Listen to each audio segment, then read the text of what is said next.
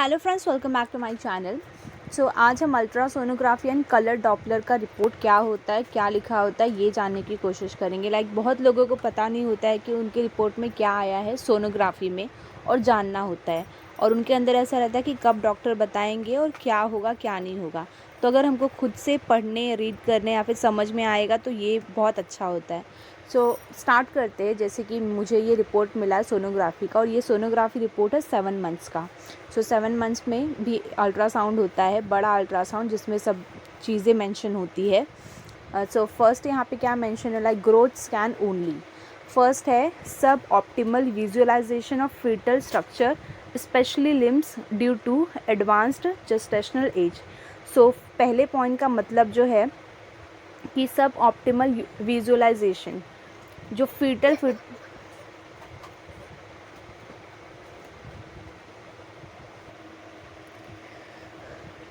जो सब optimal visualisation लिखा हुआ है, इसका मतलब होता है कि अगर किसी को सिंगल प्रेगनेंसी होती है, सिंगल प्रेगनेंसी का स्कैनिंग जो होता है वो इस विजुअलाइजेशन के थ्रू होता है, ये सोनोग्राफी के थ्रू होता है।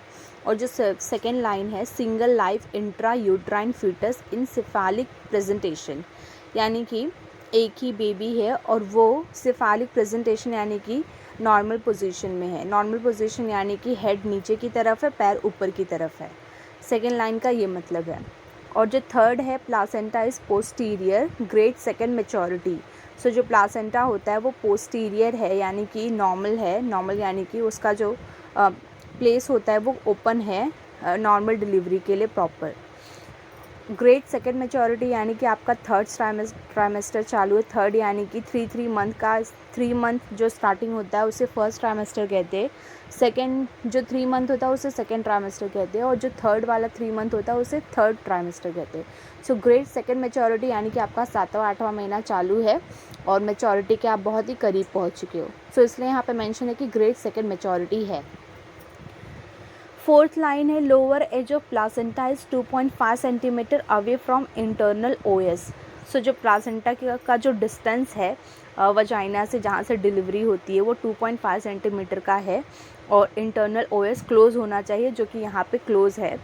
2.5 एक थोड़ा सा कम माना जाएगा नॉर्मल डिलीवरी के लिए, बट 2.5 जिसका होता है, ऑप्शन यही होता है कि लास्ट तक उनका नॉर्मल हो जाता है डिलीवरी, और भी ये प्लेसेस आ जाते हैं। 2.5 से ज़्यादा हो जाता है लास्ट तक। इसमें कोई डरने की बात नहीं होती है।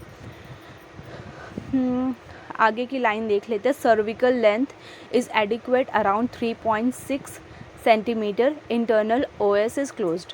इंटरनल ओएस वापस से क्लोज बता रहा है, और जो सर्विकल लेंथ है वो प्रॉपर है। सर्विकल लेंथ यानी कि बच्चों का जो लेंथ वगैरह है, बच्चों का लेंथ है, और जो उनकी जो नली वगैरह होती है जहाँ से ऑक्सीजन पहुँचता है, वो सारी चीज़ों की जो लेंथ है वो एकदम एडिक्वेट है। एडिक्वेट यानी कि बराबर है 3.6 सेंटीमीटर, जो कि बराबर मानी जाती है।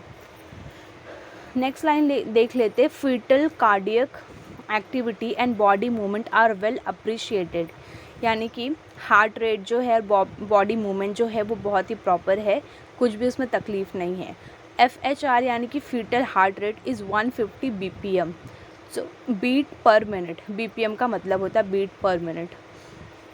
120 से लेकर के 160 के अंदर अगर बच्चों की धड़कन आ रही है वो नॉर्मल मानी जाती है।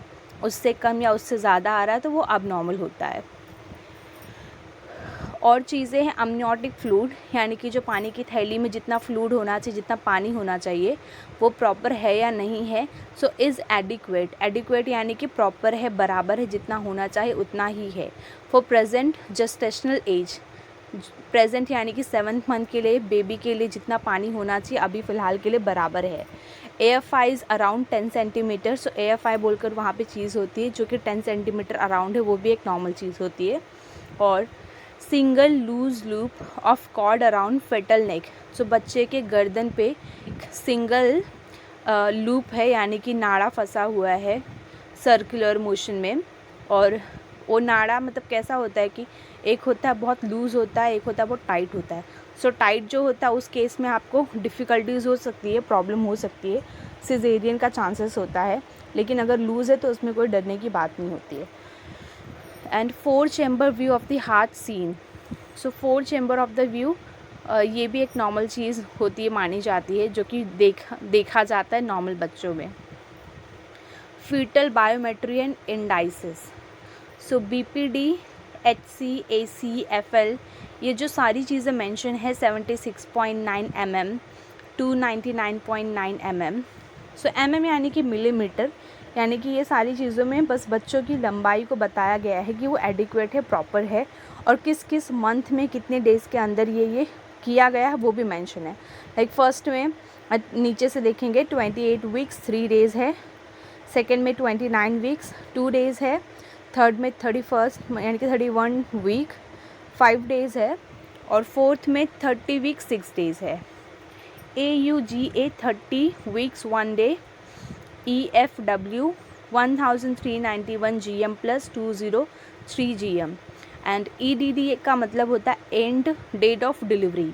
सो जो एंड डेट, आपको अगर कहीं पे भी अपने सोनोग्राफी में EDD दिखेगा ना, उसका मतलब होगा एंड, यानी कि लास्ट डेट ऑफ डिलीवरी आपको क्या दिया गया है, वो है यहाँ पे 11 अप्रैल 2024। सो फिलहाल प्रेगनेंसी चालू है और जो डेट है डिलीवरी का वो है 11 अप्रैल 2024। GA by LMP 29 weeks 0 day है। सो इन सारी चीज़ों में नहीं पढ़ते हैं, इम्प्रेशन में आ जाते हैं। इम्प्रेशन यानी कि जो मैंने ऊपर चीज़ें बताई है उसका, उन सारी चीज़ों का एक सिंगल 1-2 लाइन में कंक्लूज़न दिया गया है कि मतलब एग्जैक्टली है क्या। So single live intra uterine fetus of average gestational age, यानी कि एक सिंगल बेबी है एंड 30 वीक्स 1 डे का है, सेफेलिक प्रेजेंटेशन में है, यानी कि नॉर्मल पोजीशन में है, जो कि होना चाहिए, सर नीचे की तरफ, वजाइना की तरफ, और पैर जो है वो पेट की तरफ है। ये एक नॉर्मल पोजीशन होती है नॉर्मल डिलीवरी के लिए। And longitudinal lie with single loose lobe, single loose lobe ये भी मैंने पहले बता दिया है। कॉर्ड यानी कि गले के अराउंड कॉर्ड है, नाड़ा है, fetal neck in the present scan. So ये जो मेन चीज़ें थी इम्प्रेशन में, सोनोग्राफी वाले ने यहाँ पे मेंशन कर दिया ताकि इतना लंबा उनको पढ़ना ना पड़े। और एडवाइस फॉलो अप स्कैन यही है, this is certified that the under science, ये डॉक्टर्स है, इनके थ्रू किया गया है। सो आज के वीडियो में इससे रिलेटेड इतना ही, और अगर आपको कोई भी जानना होगा जानकारी या फिर और कुछ इन्फॉर्मेशन चाहिए, so you can comment in the comment box. So thank you guys, आज की वीडियो में इतना ही।